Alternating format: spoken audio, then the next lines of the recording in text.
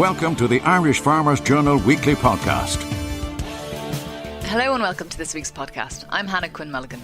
Coming up on the show this week, unpaid farmers look for justice after the sudden closure of Castleblaney Mart. They have a duty to the farmers and the people that bought sites and sold sites and bought houses as well, that these people have lost a lot of money because this regulator wasn't doing the job that he was supposed to do. And the General Secretary of the Department of Agriculture has just announced he's leaving.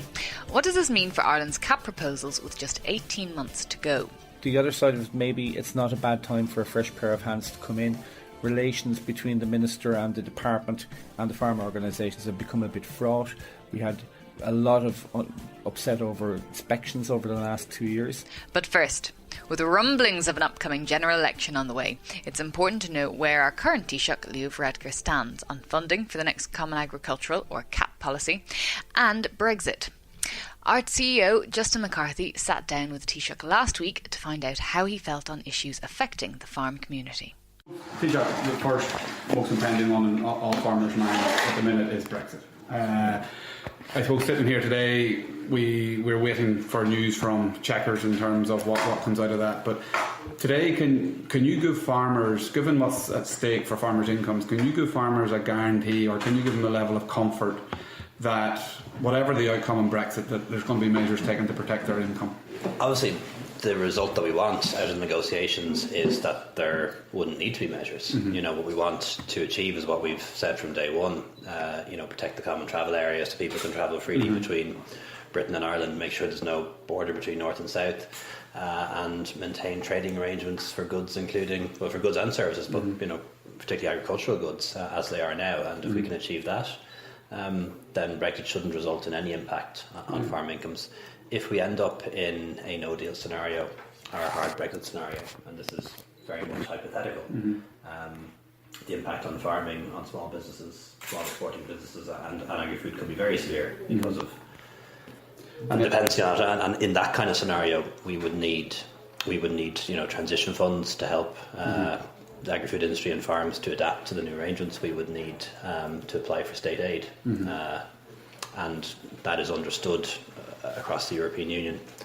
But that's not what we should be aiming to achieve. And also, in any negotiations, I'd be very careful about looking for state aid packages, investment packages too soon, because that may be misinterpreted in certain capitals as the Irish price for accepting a bad deal. If we can keep the trading arrangements between Britain and Ireland very similar to what they are now, then I think we dodged the bullet, but we have to prepare for the possibility that things won't work out. In terms of Brexit, are you less confident now or more confident of reaching a solution that protects Irish interests? I'm still confident we can achieve it. I can't imagine that the United Kingdom will want to end up in a no-deal scenario. They're going to need a transition period. And increasingly, we've seen them over the year or two moving closer to a more reasonable position. They've agreed to protect citizens' rights. They've agreed to continue to pay into the budget for the next 2 years, if not longer. They've agreed that they want a transition period. And we're starting to see evidence that they're moving towards a request for a close relationship with the EU when it comes to customs, when it comes to goods. What I should say is while single market access for all goods may not be possible, it may be possible for agricultural products, and they are treated somewhat differently. Yeah, and would you be concerned though at the same time though of protecting the value in the UK market? We can have all the access we want, but if we're competing with South American product and whatnot, how would that work in that scenario? Yeah, well that's a real risk. If the UK were to pursue trade agreements with the US, with South American countries, while we may still have access to English markets, we could find our products displaced or devalued. So, and that's why we have to not allow this kind of cake and eat it scenario to arise, where the UK would have both ways, But you would be clear that if this does go wrong, you would expect Europe to stand shoulder to shoulder with Ireland and out with Irish farmers in terms of not leaving them exposed financially. Yeah, and it won't just be. We won't just need help when it comes to protecting the incomes of farmers and protecting the agri-food industry. We're going to need to be able to do investments, for example, in our ports, because that could be a problem too. Yeah. Just moving on, Taoiseach, then on to CAP, obviously the big driver of farm incomes, and farmers. You spoke at the IFA. I remember the IFA AGM in terms of having farmers back on CAP and on Mercosur, and you have put on record as your commitment to fully funded CAP budget, or pushing for a fully funded CAP budget. Farmers and IFA have come out this week looking for actually the budget to be index linked, where it would be, because obviously over the lifetime of the next reform, the value, and farmers have been asked to do more for what is really less money. How far does your ambition go around the CAP budget? Do you think it's real to get member states to actually increase the budget beyond, or is nearly holding the budget as good as we're going to get? Well, I suppose we have to be realistic. There are competing tensions. There are a number of countries who've said that under no circumstances will they agree to an increase in contributions. So we'll be asking them to depart from that position. The vast majority of countries in the EU know that we need to find new money to do new things, whether it's around security, whether it's around migration, whether it's around research and development. And then there are countries like us and some others who are willing to pay more, but we want areas that are of particular importance to us to be protected, like CAP and like structural funds. Obviously, the win-win scenario would be to pay no more and have an increase in CAP. That's not going to happen. So I think a good outcome for us would be to have to pay a little bit more as a country, but to have CAP protected and not to have reductions there. We're on a large-scale farm here, Taoiseach, in Cork, and obviously one of the issues that's coming up very much to the fore in the next reform is the flexibilities at member state level, and there's been a lot of debate around capping of CAP payments. Do you see merit in the capping of payments, and would you be concerned that maybe the full-time farmer that is actually depending on the farm, although he may have a bigger payment, might be penalised, whereas a smaller farmer with off-farm income could actually be much more sustainable and much more economically secure than that larger scale farm that you may penalise in a capping system? Yeah, like I was talking to Mr. Creed about this earlier and before, like the devil is going to be in the detail. Like, we're in favour of capping in principle. It makes sense that we limit the amount of money that goes to the biggest farmers and the big commercial producers, and we're talking about a cap of 60,000 with diversity up to 100,000, and we think that makes sense, because you're targeting the supports to those who need it.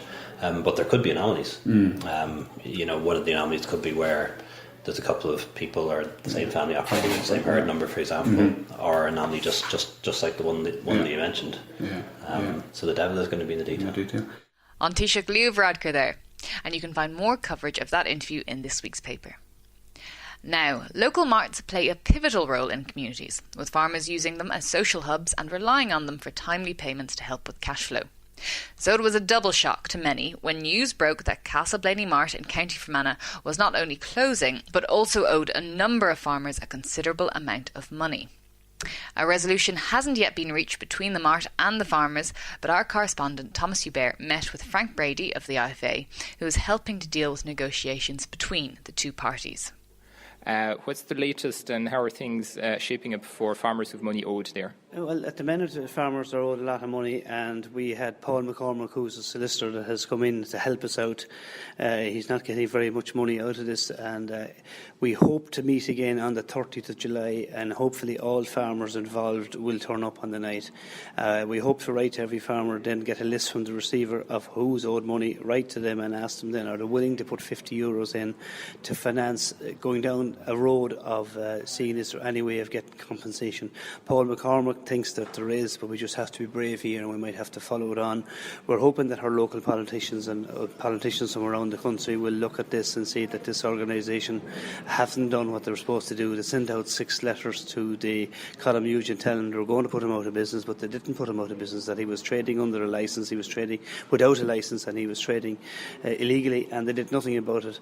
So we're talking here about the regulator of all marts and auctioneers, and you're saying they wrote to the mart owner but they didn't actually shut him down, and the farmers were left to trade with an insolvent mart in the end. That's exactly what happened here, and now they're walking away from it under a loophole, stating that they can't give compensation unless the mart was licensed. Well, he wasn't licensed because they never told anybody that he was licensed, so they have a duty to the farmers and the people that bought sites and sold sites and bought houses as well, that these people have lost a lot of money because this regulator wasn't doing the job that he was supposed to do. Okay, Frank Brady, thank you, and we'll see more happening on the 30th of July. Thanks. That was Frank Brady there. Stay tuned, because after this we'll find out what the departure of the head civil servant in the Department of Agriculture will mean for farmers.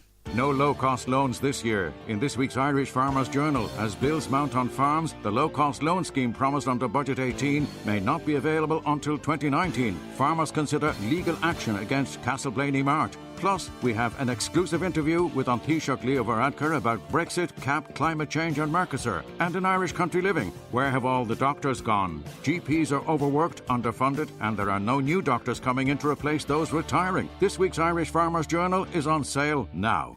On Tuesday, news reached the Irish Farmers Journal that the General Secretary of the Department of Agriculture, Aidan O'Driscoll, would be leaving to take up the position as General Secretary with the Department of Justice. Now, just 3 years in the job, I spoke to our correspondent Pat O'Toole about O'Driscoll's departure from Agriculture House. In an institution as big as the Department of Agriculture, people come and people go. It's not ideal timing, but having served in the department for a lifetime, I don't think he would have left unless he felt it was safe to do so. The lead negotiator currently, Brendan Gleeson, is widely respected. He's a dub, but he would be seen as someone who understands the opinions and viewpoints of farmers. And he would have been quite visible during the recent consultation process, the public consultation process. So I think that from the narrow point of view of the CAP, reasonably safe hands. It does show also the fact that Aidan O'Driscoll has been brought in, I suppose, to try and clean up the mess that is the Department of Justice. It shows the standing that the Department of Agriculture is held in within the civil service, so that's not necessarily a bad thing. And the other side of it, maybe it's not a bad time for a fresh pair of hands to come in. Relations between the Minister and the Department and the farm organisations have become a bit fraught.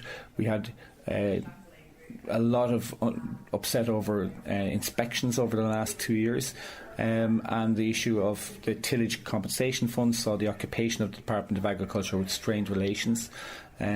So it mightn't be bad timing all around, but I think in fairness to Aidan, he's given a long and distinguished service to the department, and that should be acknowledged. So we wish him well, and he is, as you said, off to take up the helm at the Department of Justice now from September. So you mentioned Brendan Gleeson there. Is he a potential contender now to step into those shoes, and who else might we be looking at? It's very early days to speculate, but of course the possibility exists that they'll bring in an outsider, but that hasn't been the tradition in the Department of Agriculture. There's been a succession of internal appointments, and would all have been seen as reasonably successful. Brendan Gleeson is a senior member of the department, would be pretty ambitious, I think. One person that was speculated around the last time when Aidan O'Driscoll succeeded Tom Moran back in 2015 was Anne Derwin. It might be a breath of fresh air to have a woman at the helm of the department. There have been a number of very significant senior members of the department who are women, but we haven't had the department being led by a woman. She has left the department, so she'll be coming back into one she knows quite well. She carried out the review of agri-taxation for Michael Noonan, and was seen to be extremely competent in that role. And a lot of those have been implemented, the suggestions from the review as well to date. Absolutely. So they would be the two initial, I think, names that would be jumping out. But there are as many as 8 or 9 assistant secretaries. So there's a lot of senior people in the Department of Agriculture, and I'm sure many of them are looking at the position and considering their options. Pat O'Toole there, finishing that report. And that's it for this week. Thanks for tuning in. Go buy the paper tomorrow for more coverage and a great front page story written by our own news editor, Amy Ford. If you want to get in touch, you can reach us on Facebook, Twitter and Snapchat. I'm Hannah Quinn Mulligan, and the sound engineer this week was Ferdia Mooney. The Irish Farmers Journal podcast, online at farmersjournal.ie and on iTunes every Thursday.